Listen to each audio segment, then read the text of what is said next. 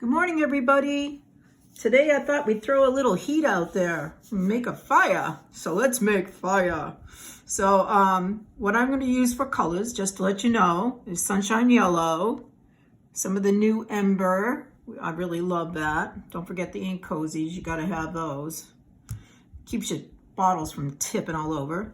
We're going to have some sienna. That's a new color, and I really love it. And teak wood. I got that. Where is it? Teak wood. Mine's kind of messy because before I had my cozies, that's what happens.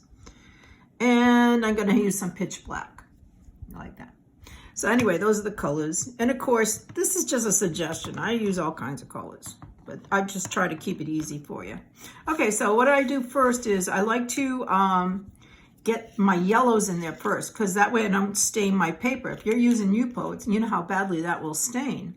But the yellows, for some reason, do pretty well. So I'm just going to have the feeling of the flame. They tend to kind of break. You don't even always sometimes touch. They'll separate. So have it like that. Have a couple of dots. So that's the top of my flame. And I just kind of scrub it out and wipe out my brush on a napkin and just kind of scrub it back and forth and get the feeling of dancing, because the fire is mesmerizing and it dances. So I got a fire pit just recently, so it's really I really like watching it. It just takes all your thoughts away. It's almost like painting because your eyes just dance with the flame, and it's very relaxing and fun. So anyway, you see how already it looks like a flame. And you can take out the alcohol out of your brush and just use the damp brush and soften here and there. So not all your lines are long, harsh, and a little wise. The fire tends to do wise for some reason. All right, that looks good. I'm gonna leave that, and now I'm gonna move on to Sunset Orange. Or you can use Valencia, any of those colors. It doesn't matter to me. I forgot to tell you that. So we're going to use some Sunset Orange as well. So let's pour a little of that out. I don't need much. So I usually start, now I'm going to get darker. I still start from the bottom and work it up. You can almost feel the heat of this fire already. I'm never happy with a painting unless you actually feel it. That's what I'm after most of the time, is the feeling. And it's a little darker at the bottom than it is the top. So I always start at the bottom and work my way up on fire. And I pretty much always do that. Not that my way is the only way. It's just what I do.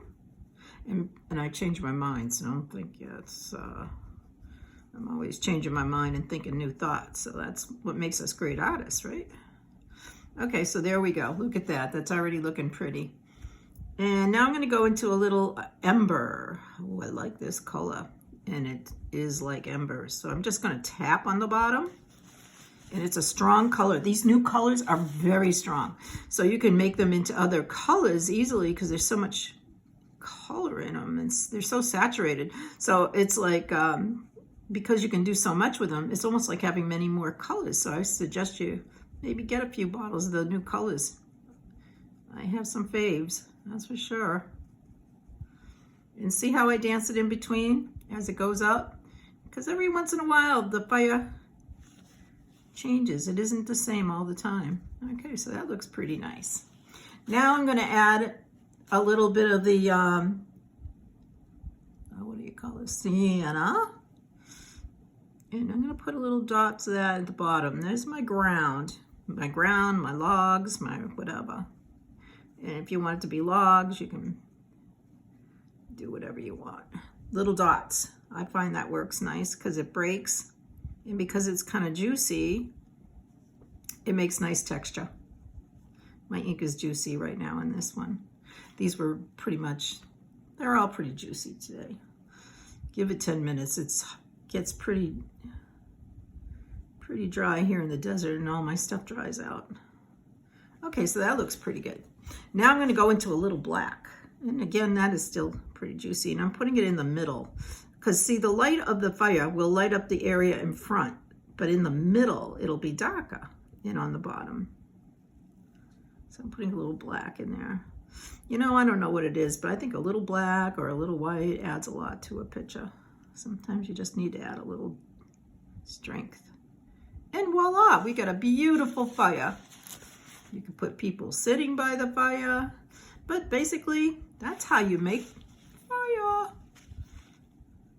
And I'm just going to use some alcohol and tap around, make some land, and let it dry a minute and blot. And that's how I make dirt. Because this way I get the feeling of little rocks and such things. See that? Easy peasy, right? You can do that. I'm just using a dirty brush with whatever's on it, which is all kinds of colors now. And I just blot. So that's how you do that. Now, if you want to make a log, just to give you one more thing, I'm going to go to a smaller brush. And let's say you wanted a log to show up. You wanted it to look like a campfire. All you have to do is, using alcohol on a clean brush, and make an oval and blot. And you keep doing that till you get the desired effect. Alcohol, let it sit there for a second and blot. There, nice little log. And then you can have little other logs sideways. But remember, the logs will be lighter closer to the fire till it comes out. So all it is a line. And then now that this had a chance to dry a little bit, I'm going to put a little highlight on the top of this log so it's coming out into our space and blot it.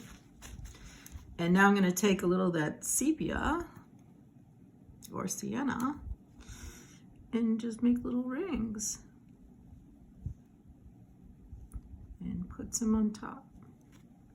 Then I come back into black, put a little shadow underneath. And now I got a log coming out. Maybe I'll show a little shadow here to give it a little depth. So don't be afraid to goof around. That's half the fun, isn't it? And I might even come back with just alcohol and put a little bit right in here. I'll do it again. I don't got that much. So I think I would like a little light of the fire on it. So what I'm going to do is do that. Take a little of the sunset orange and put it on top. See how it glows? And it gives that effect of the light hitting the woods, little pieces of kindling and such things. So maybe you have it sticking up. Whatever. Then you can put a weenie roast going on.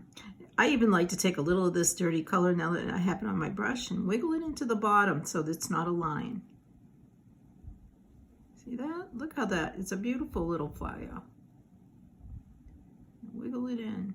You think there's nothing on your brush, believe me, there's a ton on your brush.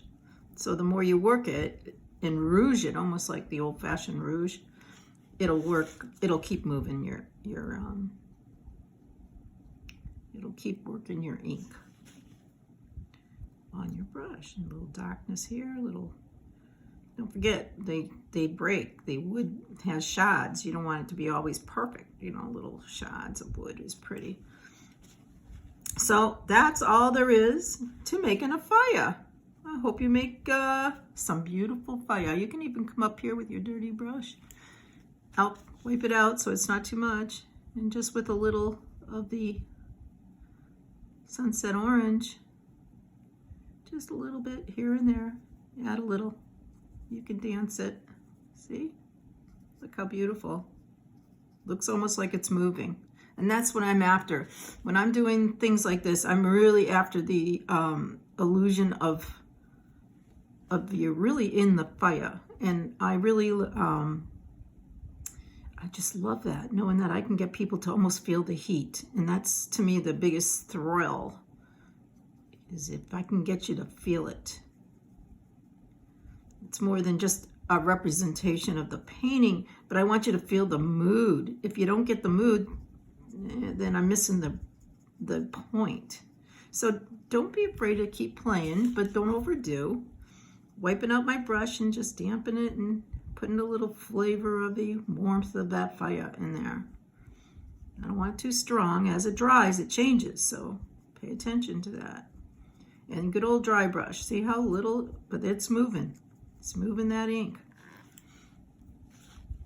So if you get too much of a line, just come back, wipe out your brush, put it in alcohol, and dance it out. So that's how you make fire. You and Wilson making fire. And I'm just using a damp brush, pulling out some edges so it's not so edgy. Look at that, every time I hit it. So you know what I always say, if you want your paintings to look realistic, just keep working them, because the more you work them, the more realistic it'll get. But I don't always want so much realism. I want more of the feeling for me. And that's what makes us all different artists. Otherwise, we'd all have one picture on our wall. What's the point? Maybe little hits of fire coming off like that. So I call that done. I think that came out pretty good. And I hope this helps you make some fire. Ooh, look at this. I just noticed it. Look at that. Let's put a little light on that a little bit more. See how it dances? I never leave anything alone. Okay, till next time, enjoy your fire.